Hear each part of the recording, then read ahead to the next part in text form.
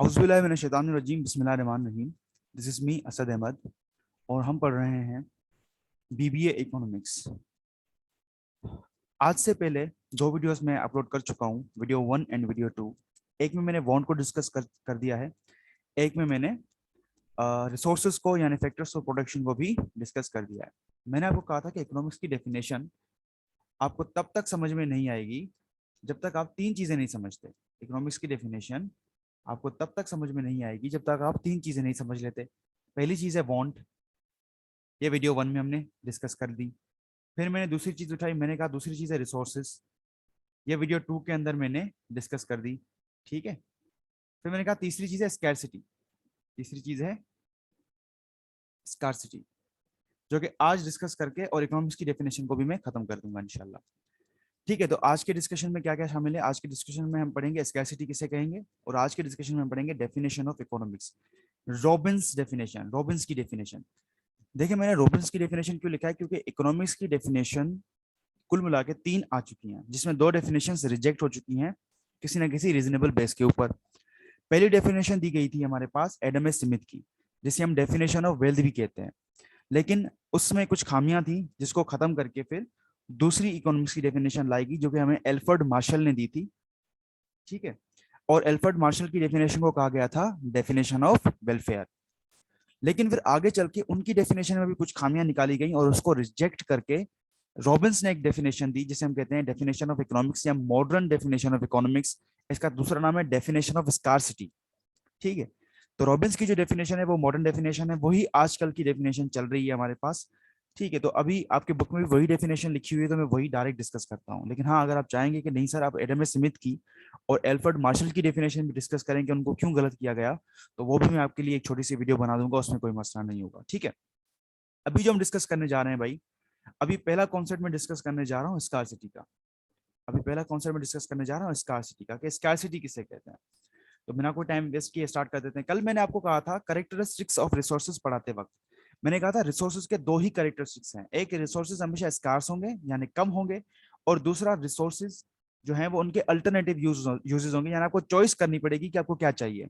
ठीक है, यानी एक रिसोर्सेज को आप बहुत सारी जगहों पर इस्तेमाल कर सकते हैं, लॉटरी से निकलने वाले पैसे बहुत सारी जगहों पर इस्तेमाल हो सकते हैं, लेकिन आपको चॉइस बनानी पड़ेगी, जो आपको मेक श्योर करना पड़ेगा कि आप उस रिसोर्सेज को कहाँ कहाँ इस्तेमाल कर रहे हैं। ठीक है, तो शुरू करते हैं भाई। स्कार्सिटी, स्कार्सिटी का लघु माना है कामयाबी।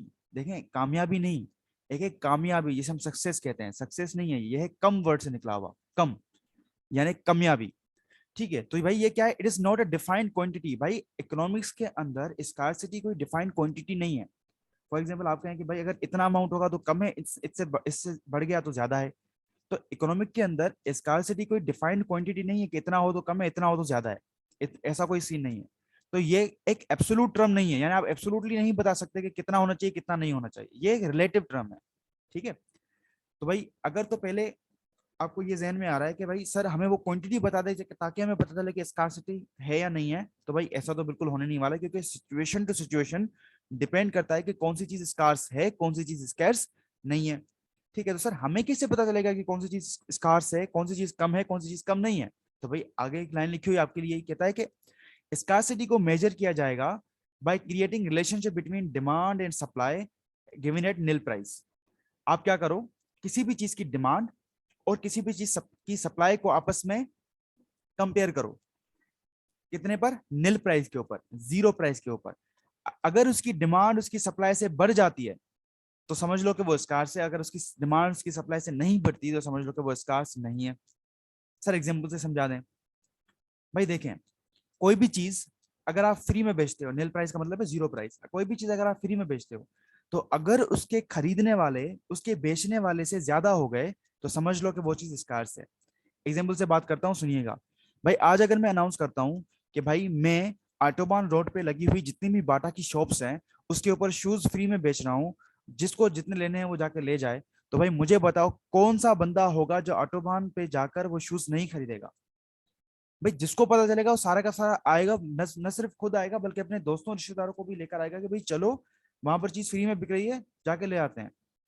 तो जब वो सारे के सारे बंदे उस दुकान की तरफ जाएंगे तो मुझे बताओ डिमांड यानी खरीदने वाले ज्यादा हो गए या नहीं? बिल्कुल खरीदने वाले तो ज्यादा हो गए। बेचने वाले कम बढ़ जाएंगे, आपके सारे का सारा स्टॉक आउट हो जाएगा, खत्म हो जाएगा माल, लेकिन खरीदने वाले कम नहीं होंगे। तो मतलब वो चीज क्या है, स्कार्स है। तो हमें कैसे पता चलेगा स्कार्सिटी का? आप किसी भी चीज को उठाओ, किसी भी चीज को देखना चाहते हो कि स्कार्स है या नहीं है, तो आप क्या करो, उस चीज को उठाओ और आप उसको बोलो कि अगर मैं इसको जीरो प्राइस के ऊपर बेचूं, फ्री में बेचूं, तो क्या कोई खरीदेगा? तो अगर उसकी डिमांड बढ़ जाती है उसकी सप्लाई से, तो समझ लो वो चीज स्कार्स है। ठीक है, अच्छा जी, आई होप यहाँ तक के जो है वो डिस्कशन में कोई भी सवाल नहीं होगा। सर क्या कोई ऐसी चीज भी जो स्कार्स नहीं है? हाँ भाई, आप ऑक्सीजन फ्री में ले रहे हो ना, ऑक्सीजन के कोई पैसे चार्ज तो करने हैं नहीं आपने। ठीक, आर्टिफिशियल ऑक्सीजन की बात नहीं कर रहा, नेचुरल ऑक्सीजन की बात कर रहा हूँ। तो भाई अगर आप नेचुरल ऑक्सीजन ले रहे हो, उसके कोई पैसे आप चार्ज नहीं कर रहे हो, देखो जो सप्लाई आपको मिल रही है ऑक्सीजन की, वो अभी भी बहुत ज्यादा है। डिमांड अभी भी ऑक्सीजन की उतनी नहीं है जितनी सप्लाई है, तो सप्लाई ज्यादा है, डिमांड अभी भी कम है सप्लाई से, तो वो स्कार्स नहीं है। ठीक है, हाँ अगर फ्यूचर में कभी अल्लाह ना करे, अल्लाह ना करे, ऐसा होता है कि आपकी ऑक्सीजन के लिए आपको पैसे देने पड़ जाए, यानी ऑक्सीजन लेने वाले ज्यादा हैं और आपको एनवायरमेंट में ऑक्सीजन मिल नहीं रही, जो कि पेड़ वगैरह काट कर आप लोग खुद ही अपने आप के लिए आजाब बना रहे हैं। ठीक है, तो अगर ऐसा कोई सिस्टम हो रहा है तो भाई समझ लो कि ऑक्सीजन भी आगे चल के स्कार्स हो सकती है। तो स्कार्सिटी कैसे पता चलेगी? किसी भी चीज को नील प्राइस के ऊपर बेचो, जीरो प्राइस के ऊपर बेचो, अगर उसकी डिमांड बढ़ जाती है उसकी सप्लाई से, तो समझ लो वो चीज स्कार्स है। एक नीचे लाइन लिखी हुई है कि scarcity is the base of economy activity, यानी पूरी इकोनॉमिक्स की बेस ही स्कार्सिटी है। इकोनॉमिक्स आई ही इस वजह से क्योंकि चीजें स्कार्स थी, क्योंकि चीजें कम थी। ठीक है ना? तो अब आई होप कि स्कार्सिटी में कोई भी मसला नहीं रहा होगा। अब मैं उठाता हूं इकोनॉमिक्स की डेफिनेशन को। चलो भाई, यह है इकोनॉमिक्स की डेफिनेशन। सर इतनी छोटी? जी हाँ, लेकिन इतनी छोटी डेफिनेशन के ऊपर हमने बहुत वर्क किया हुआ है, पहले की 2 वीडियोस बनाई हुई हैं, जब ये इकोनॉमिक्स की डेफिनेशन इतनी छोटी है। कहता है it is a social science. अब सोशल साइंस कहते हैं ऐसी साइंस को जो कि ह्यूमन बिहेवियर के बारे में आपको बताए, उसे हम क्या कहेंगे? सोशल साइंस कहेंगे। ठीक है, आगे देख लें जरा। कहता है कि that studies how to allocate scarce resources. Economic जो इकोनॉमिक्स है वो ऐसी स्टडी है जो कि हमें बताती है कि हम अपने स्कार्स रिसोर्सेज, रिसोर्सेज के ऊपर तफसील से वीडियो बन चुकी है, मुझे दोबारा यहाँ पर बनाने बताने की जरूरत नहीं है, वहां जाके देख लें, वीडियो 2 होगी चैप्टर नंबर 1 की प्लेलिस्ट के अंदर। ठीक है, तो आप अपने स्कार्स रिसोर्सेज को कैसे एलोकेट करोगे? विच हैव अल्टरनेटिव यूजेस, यानी कि जिसके बहुत सारे इस्तेमाल हैं, यानी मैं अपने रिसोर्सेज को बहुत सारी जगहों पर इस्तेमाल कर सकता हूँ। मेरे पास अगर 1 लाख रुपए आता है तो मैं पढ़ाई के ऊपर भी खर्च कर सकता हूँ, घूमने फिरने के ऊपर भी खर्च कर सकता हूँ, अपने रहायश वाली जगह के ऊपर भी खर्च कर सकता हूँ, बहुत सारे इसके यूजेस हैं, अल्टरनेटिव यूजेस हैं। ठीक है, तो मैं उन अल्टरनेटिव यूजेस में से कौन सा चॉइस चुनूंगा अपने स्कार्स रिसोर्सेज की, ताकि मैक्सिमम गुड्स आर प्रोड्यूस, में ज्यादा से ज्यादा चीजें पूरी कर सकूं, बना सकूं, and maximum wants are satisfied, और ज्यादा से ज्यादा अपने वांट को सेटिस्फाई कर सकूं। तो ये कहलाती है इकोनॉमिक्स की डेफिनेशन। आसान अल्फाजों में बताता हूं, इकोनॉमिक्स कुछ भी नहीं है। आपके जो रिसोर्सेज पड़े थे वो कम होते हैं, आपको पता है, आपकी वांट्स अनलिमिटेड होती हैं, आपको पता है। तो आप उन लिमिटेड रिसोर्स में से पहली कौन सी वांट सेटिस्फाई करोगे, पहले कौन सी वांट पूरी करोगे, ये कौन बताएगा? ये इकोनॉमिक्स बताएगा। यही इकोनॉमिक्स की डेफिनेशन है। अब वांट को हमने तफसील से डिस्कस कर दिया था, रिसोर्सेज को हमने तफसील से डिस्कस कर दिया था, या कैरेक्टरिस्टिक्स को तफसील से डिस्कस कर दिया था।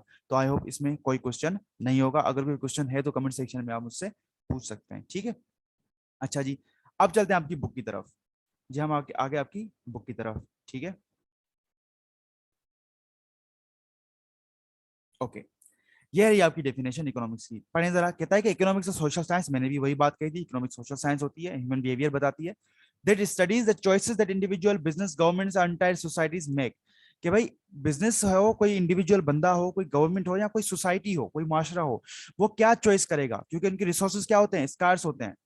As they scope with scarcity, उनके रिसोर्सेज क्या होते हैं? स्कार्स होते हैं। तो वो कौन सी चीज पहले पूरी करेगा ताकि उनकी जो वांट्स हैं वो सेटिस्फाई हो जाए? वो हम कहाँ पढ़ेंगे? इकोनॉमिक्स के अंदर पढ़ते हैं। ठीक है, यहाँ पर एक चीज है माइक्रो इकोनॉमिक्स। इकोनॉमिक्स की 2 ब्रांचेस होती हैं, मेन पार्ट्स हैं, एक माइक्रो इकोनॉमिक्स है, एक मैक्रो इकोनॉमिक्स है।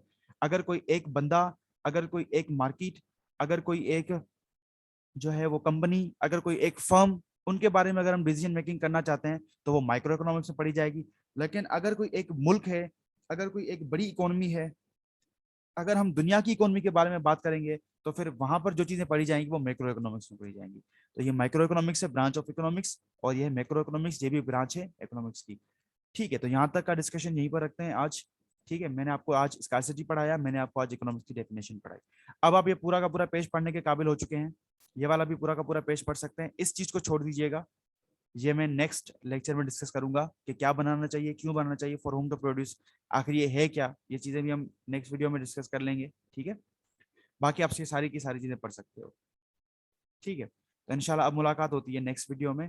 तब तक के लिए अल्लाह हाफिज़, ख्याल रखिएगा और दुआओं में याद। Thank you so much.